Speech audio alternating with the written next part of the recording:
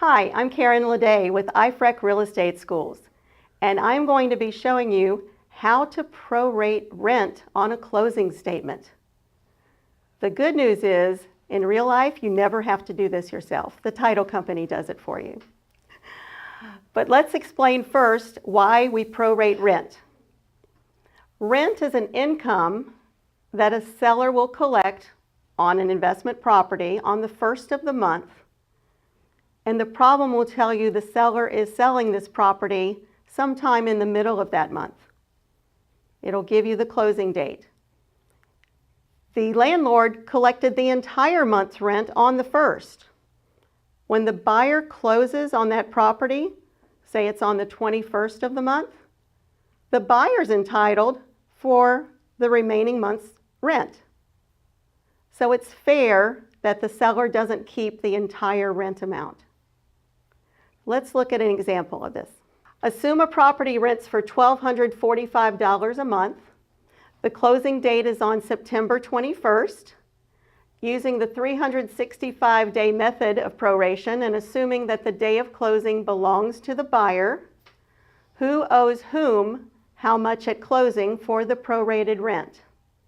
So there's lots of good information in this question. You need to pick out what you need for the solution.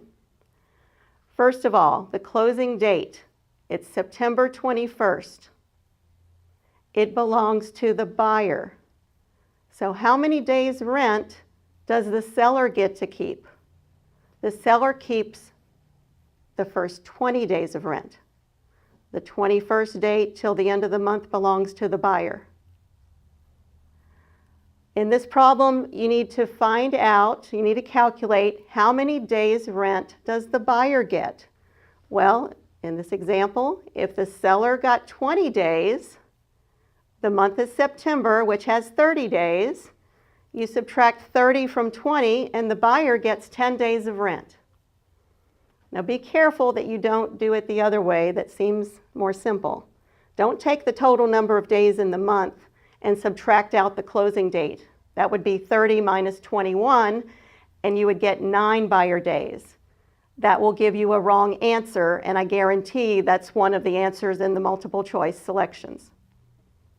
So now we've determined we've got 10 days that belong to the buyer.